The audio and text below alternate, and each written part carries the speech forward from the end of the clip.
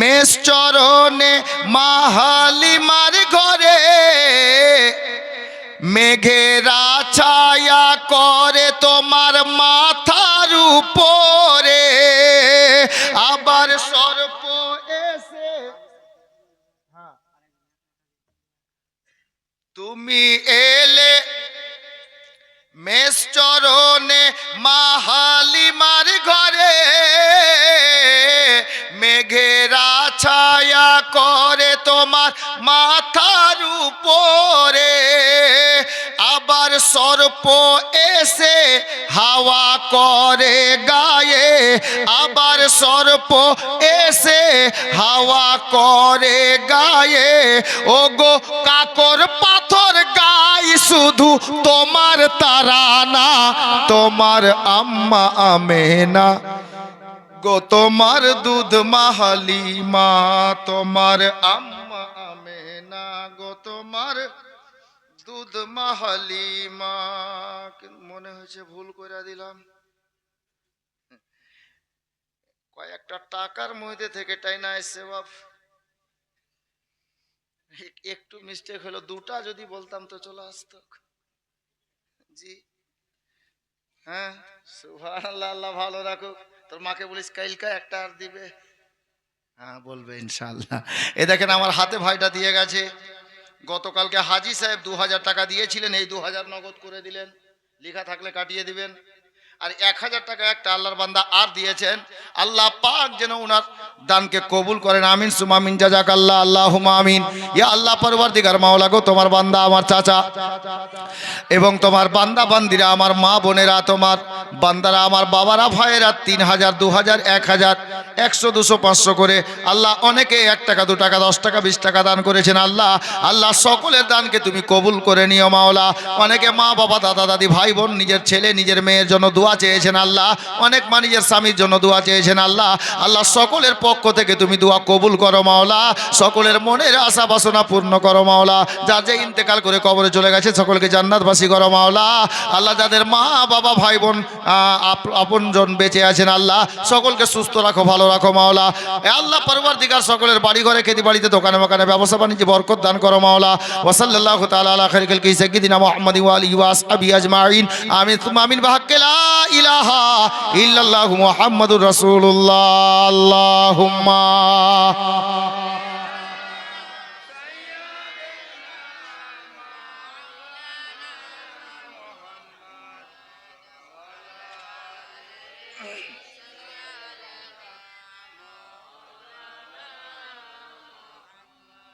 সাল্লাল্লাহু তাআলা আলাইহি ওয়াসাল্লাম। হযরত যা বলছিলাম, এখন যদি কেউ চান যে আমি দান দেব, আপনি স্বইচ্ছায় কাউকে দিয়ে বা আপনি এসে রেখে যাবেন। আমি জীবনী গাই একটু।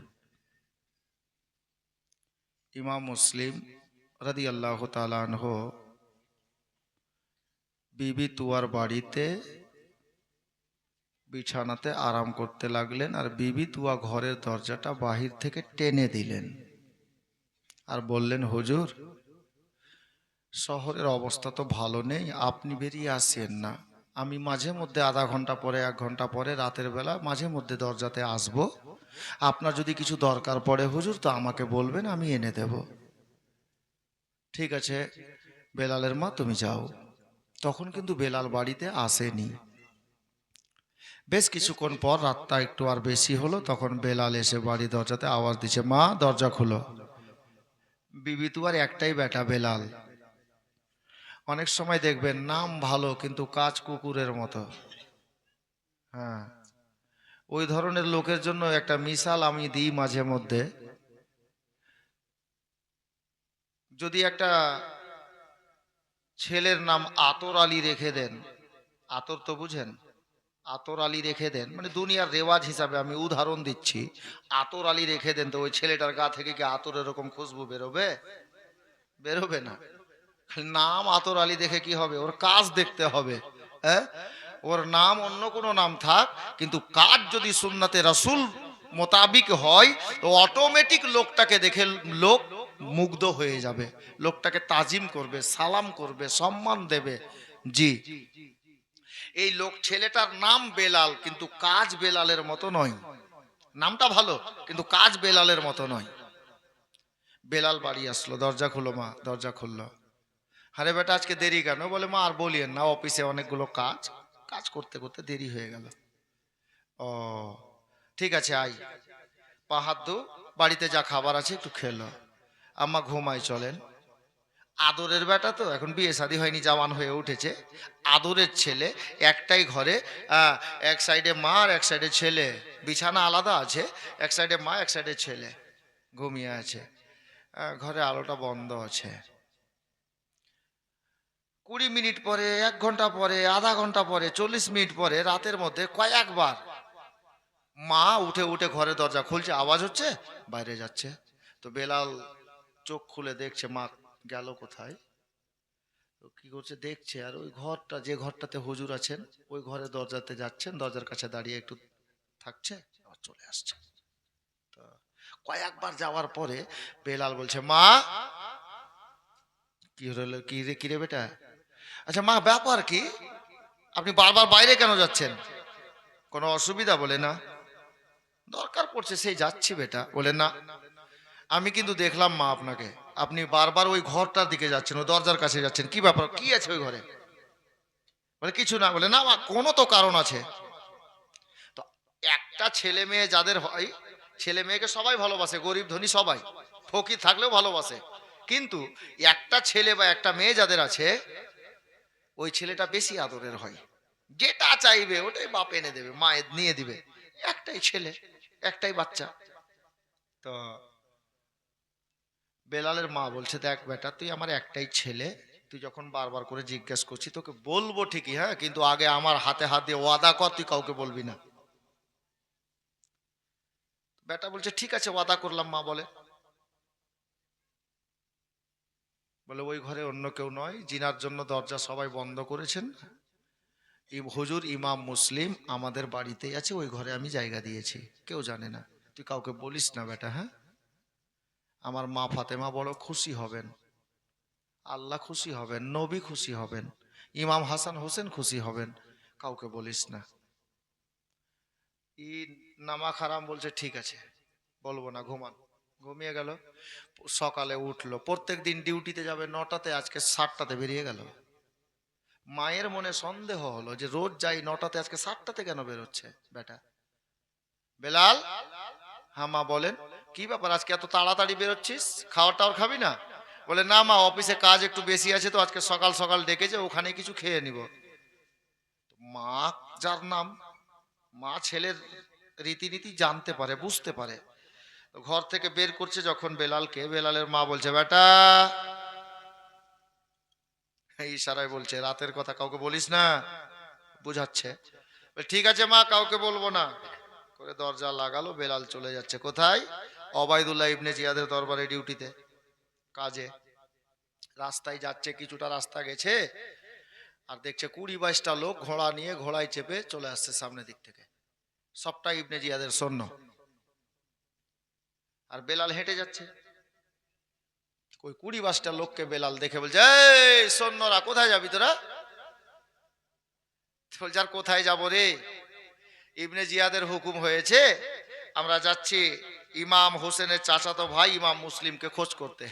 তো বেলাল হাসছে আর বলছে যা, জানা, তোরা খোঁজ করে পাবি, যা। এরকম করে যদি বলে তো সন্দেহ হবে কিনা? ওই 20-22টা লোক মূর্খ হলেও তো সন্দেহ হবে, আউট নলেজ অনেকের ভালো আছে।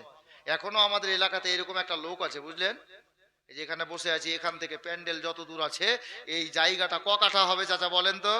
ও কও লিখতে জানে না, লাঠি নিবে আর লাঠি নিয়ে মেপে বলবে এই 6 কাঠা হবে। অনেক লোকের আউট নলেজ প্রচুর আছে। তো ওই 20-22টা লোকের মধ্যে বলছে বেলাল, তোর হাসির মধ্যে কিছু লুকাচ্ছে। মানে আমরা যাব, খোঁজ করব, খোঁজ করে পাবো না, তার মানে কি? তুই জানিস যে ইমাম মুসলিম কোথায় আছে? তো চলে যাচ্ছে হেসে, আর বলছেন জানা তোরা 6 মাস খোঁজ করলেও পাবি না। তখন তো আরো জোর করে ধরে নিল যে নিশ্চয় তুই জানিস, তাহলে আমরা পাবো না তো।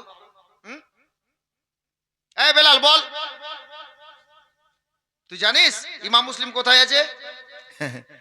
বেলাল বলছে জানি কিন্তু বলবো না, জানি কিন্তু বলবো না। আচ্ছা, বুদ্ধু এক রকমের হয় না, বোকা এক রকমের হয় না। আমরা আমাদের এই মালদা ডিস্ট্রিক্টের বাঙালিদের একটা ভাষা আছে, মোটা বুদ্ধা, নাকি? তো মোটা বুদ্ধা কি গাছে ফলে না? এই মানুষের মধ্যে কেউ কেউ মোটা বুদ্ধা আছে। একে মোটা বুদ্ধা কেন বলে? মানে বুদ্ধি মোটা, এই জন্য। তো বেলালকে বলছে যে হারে তুই জানিস কিন্তু বলবি না কেন? হ্যাঁ, এবার উত্তর আপনারা দিবেন। বলছে জানি কিন্তু বলবো না। কেন বলবি না? বলে এই জন্য বলবো না যে আমার মা আমাকে বলতে নিষেধ করেছে। আচ্ছা বলেন, বলতে বাকি রাখলো কোথায় আছে? বলতে বাকি থাকলো। ওই লোকগুলো বলছে বেলাল তাহলে বুঝতে পেরে গেছি নিশ্চয় ইমাম মুসলিম তোদেরই বাড়িতে আছে। তুই বলছে হুম। একটু আগে সাদ্দাম মাথা হিলেলে না হুম, ওই রকম বলছে হুম। হ্যাঁ, এরকম হাসিস না, মনে হচ্ছে কাটুয়া খুলে দিলি হাসির, এরকম হাসিস না।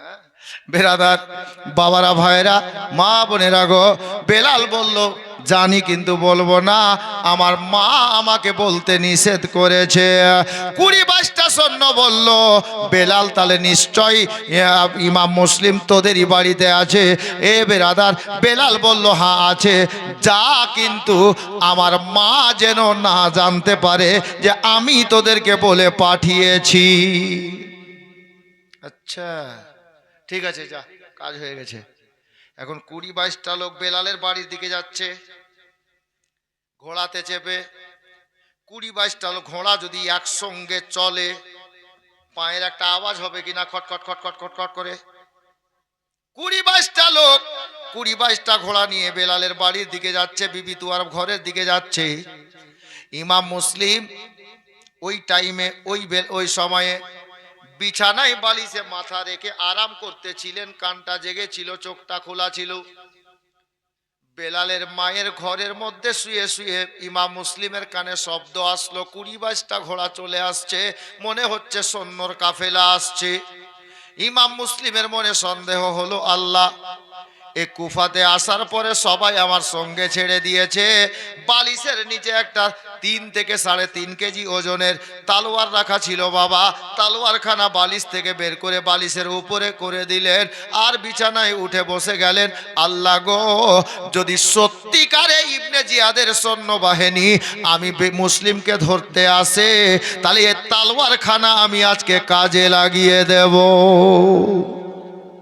তালোয়ার আজকে ধরে নেব, আর ছাড়বো না, কিসমতে যা আছে হবে। হ্যাঁ, ইমাম মুসলিম ভাবতেই ছিলেন, ঘরের মধ্যে বসে আছেন বিছানাতে। অল্প টাইমের মধ্যে ইমাম মুসলিম যেই বাড়িতে আছেন বাবা, ওই বিবি তুয়ার বাড়ির চতুর্দিকে এসে সৈন্যগুলো বাড়িটা ঘেরাও করে নিল। সরকারি লোক আওয়াজ দিল, বেলালের মা। কে? বলে দরজা খুলো। দরজা খুললেন। কে তোমরা? বলে আমরা সরকারি লোক। আমার বাড়ি কেন? বলে তুমি একটা কথা বলো তো বেলালের মা। কি কথা রে? বলে শুনলাম নাকি তোমার বাড়িতে ইমাম মুসলিম আছে। বেলালের মা মনে মনে ভেবে নিল নিশ্চয় এই কাজ আমার বেটা বেলালের হয়েছে, নয়তো কেউ তো জানে না। বেলালের মা বলল, কে বলল? নাম বল। কে বলল তোদেরকে আমার বাড়িতে ইমাম মুসলিম আছে? তারা বলল বেলালের সঙ্গে ওয়াদা করেছে বলবো না, নাম বলবো না। তারা এক কথাই বলল বেলালের মা, নাম শোনার দরকার নাই, কে বলল জানার দরকার নাই, এক কথাই উত্তর দে, হ্যাঁ আর নাই উত্তর দে, তোর বাড়িতে ইমাম মুসলিম আছে কি না? হ্যাঁ বল, না হলে না বল। বেলালের মা চিন্তায় পড়ে গেলেন, আল্লাহ করবো তো করবো কি? কেন চিন্তায় পড়লেন জানেন? আমি মেয়েদেরকে বলবো, আমার মা বোনদেরকে বলবো, দু সাইডে বসে আছেন, একটু কান লাগান, উনিও তো মেয়ে। কি ভাবছেন জানেন? আল্লাহ, বাড়িতে আলে নবীকে জায়গা দিয়েছি, নবীর বংশধরকে জায়গা দিয়েছি, আর বাড়িতে জায়গা দিয়ে যদি বলি যে হ্যাঁ আছে, তাহলে এটা নবী বংশের ফুলের সঙ্গে গাদ্দারি করা হবে, যে বাড়িতে জায়গা দিয়ে তিনাকে আমি ধরিয়ে দিলাম। দুশ্মনের কাছে ধরিয়ে দিলাম, এটা গাদ্দারি হয়ে যাবে। আর কি ভাবছেন বেলালের মা জানেন? এটাই ভাবছেন আল্লাহ যদি বলি যে না নাই, তাহলে এটা চরম মিথ্যা, দেখেও বলবো না।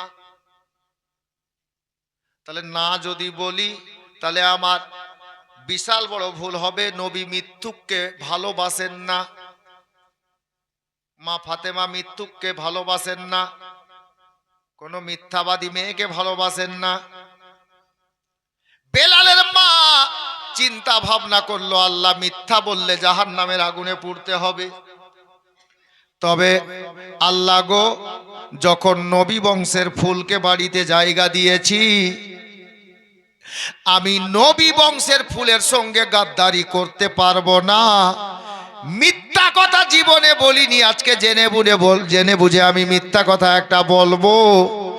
একটা মিথ্যা বলার কারণে যদি আল্লাহ আমাকে 1000 বছর জাহান্নামের আগুনে পোড়ায়, আমি জাহান্নামের আগুনে পুড়তে রাজি আছি, আলে নবীর সঙ্গে গাদ্দারি করতে রাজি নেই। হে বাবারা, ভাইরা, মা বোনেরা গো, বেলালের মা বলতে যাবেন না, না শব্দ বেরোবে কি? বেলালের মায়ের ঘরের দরজা খুলে দিয়ে ইমাম মুসলিম তলোয়ার হাতে নিয়ে বেরিয়ে গেলেন। বলছেন বেলালের মা রে, না বলতে হবে না, বলে দে আছে। না বলিস না। হুজুর আপনি কেন বেরোলেন? আমি তো না বলতাম তারা চলে যেত। ইমাম মুসলিম বলছেন বেলালের মা, না বলে তুই আমাকে বাঁচাতে পারবি না রে। আল্লাহ যাকে বাঁচাবে কেউ মারতে পারবে না, আর আল্লাহ যাকে নিবে কেউ বাঁচাতে পারবে না। বেলালের মা, সরে যা সরে যা, আজকে আমি মুসলিম, আমার এই তালোয়ার খানাকে কাজে লাগিয়ে দি। বাবারা, ভাইরা, যেমনই বেলালের মা দরজা থেকে সরেছে বাবা, ওই 20-22টা সৈন্যবাহিনী সবাই একই ঝাঁকে বেলালের বাড়ির মধ্যে ঢুকে গেল। আর বেলালের বাড়ির মধ্যে আঙিনাতে লড়াই আরম্ভ হয়ে গেল, যুদ্ধ আরম্ভ হয়ে গেল। মা বোনেরা গো, বেলালের বাড়িতে যুদ্ধ আরম্ভ হয়ে গেল। আমার নবী বংশের ফুল হযরতে সাইয়্যিদানা ইমাম মুসলিম রাদিয়াল্লাহু তাআলা আনহু তলোয়ার চালাচ্ছে, ওদিকে 20-22টা ইনিয়াকা এমন ভাবে তলোয়ার চলছে রে বাবা, তলোয়ারে লেগে আগুন ছিটকে যাচ্ছে। ইমাম মুসলিম একাতে 20-22টা লোককে কাবু করে রেখেছে। এ বাবারা, যুদ্ধ চলতেছে, তলোয়ার চলতেছে। ইমাম মুসলিম তলোয়ার চালাতে চালাতে খেয়াল করে নিয়েছেন সামনে দিকে একটা দুষ্ট দুরাচার ইমাম মুসলিমের কপালকে, পেশানিকে লক্ষ্য করে তলোয়ার তুলেছে। যেমনই তলোয়ার মারতে যাবে, আমার ইমাম মুসলিম তিনি দেখতে পেয়ে গেছেন যে দুষ্ট আমার কপালে তলোয়ার চালাচ্ছে, আমার পেশানিতে তলোয়ার মারছে। ইমাম মুসলিম যেখানে দাঁড়িয়ে তলোয়ার চালাচ্ছিলেন বাবা, উনি নিজের আপনার কি বলে মস্তক মোবারক খানাকে ওদিক থেকে যেমন তলোয়ার এসে লাগবে বাবা, এই মতো করে মাথাটা পিছন দিকে সরিয়ে নিলেন। কিন্তু বাবারা, মা বোনেরা গো, বলতে গিয়ে অন্তর কেঁপে যায়, রুহ কেঁপে যায় বাবা। মাথা সরালেন বটে বাবা, তলোয়ার সোজা তো পেশানিতে লাগলো না। মাথা সরাতে গিয়ে ওই তলোয়ারের আগা ভাগখানা বড় তেজ হয়, বড় ধারালো হয় রে বাবা। ওই তলোয়ারের আগাখানা গিয়ে লাগবি তো লাগ, আমার ইমাম মুসলিমের কপালে লাগলো না, উপরকার ঠোঁটে গিয়ে তলোয়ার লেগে গেল। যেমনই তলোয়ার লাগলো রে ভাই, আমার ইমাম মুসলিমের উপরকার ঠোঁটখানা কেটে দুভাগে বিভক্ত হয়ে গেল। ভাইরা, তলোয়ারের আগা গিয়ে ঠোঁটটাকে কেটে দান্দার মোবারক, দুটা দাঁত মোবারক শহীদ হয়ে গেল, ঝরে মাটিতে পড়ে গেল। আর নিচের ঠোঁটে অল্প করে তলোয়ার লেগে গেল। বাবারা, আমার ইমাম মুসলিমের রক্ত বেরোতে আরম্ভ করেছে বাবা, দাড়ি লাল হয়ে গেল, সিনার জামা কাপড় রক্তে লালে লাল হয়ে গেল। ওইদিকে বেলালের মা এক সাইডে দাঁড়িয়ে দেখতে ছিল রে বাবা। বেলালের মা চিন্তা করলো, আল্লাহ গো, ইমাম মুসলিমের দুটা পবিত্র দাঁত মোবারক শহীদ হয়ে মাটিতে পড়ে গেছে, এই দুষ্ট দুরাচারদের পা যেন দাঁতে না পড়ে যায়, যার কারণে বিবি তুয়া চট করে আগে বাড়লেন আর ওই দাঁত মোবারক দুটি তুলে নিজের হাতের মধ্যে নিয়ে নিলেন। বাবারা, বেলালের মা এক সাইডে দাঁড়িয়ে আল্লাহর কাছে আপনার প্রার্থনা করছে, আল্লাহ এটা কি হয়ে গেল গো, আমার বাড়িতে কারবালা আরম্ভ হয়ে গেছে। বাবারা, রক্তে রক্তাক্ত হয়ে আমার ইমাম মুসলিম তালোয়ার হাতে থেকে ছাড়েননি রে বাবা। দেখতে পাওয়া গেল কেতাব লেখক কেতাবের পাতায় লিপিবদ্ধ করেছেন, আমার ইমাম মুসলিম বিবি তুয়ার বাড়ির ছাদে চলে গেলেন, ঘরের ছাদে উঠে গেছেন বাবা। এইদিকে 20-22টা লোক, ইমাম মুসলিম একা ছাদে উঠেছে, সৈন্যবাহিনী কেউ একা ছাদে উঠতে পারছে না, কোন সৈন্য ছাদে যেতে চাইছে না, এত ভয়ে ভীতু হয়ে নিচে দাঁড়িয়ে আছে। আর আমার ইমাম মুসলিম ছাদের উপরে দাঁড়িয়ে সোনার মদিনার দিকে বাবা মুখ করে দাঁড়িয়ে গেছে।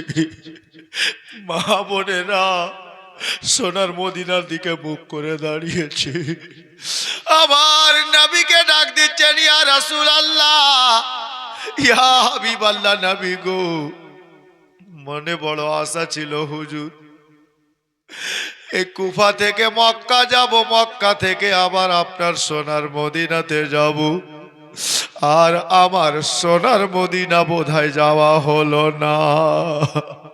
নবী গো, আমি মুসলিমের সালামখানা কবুল করেন হুজুর, আর হয়তো সোনার মদিনা দেখা হলো না, আপনার কদমে সালাম দেওয়া হলো না, এটাই আমার জীবনের শেষ সালাম হবে, হুজুর আমার সালামখানা কবুল করে।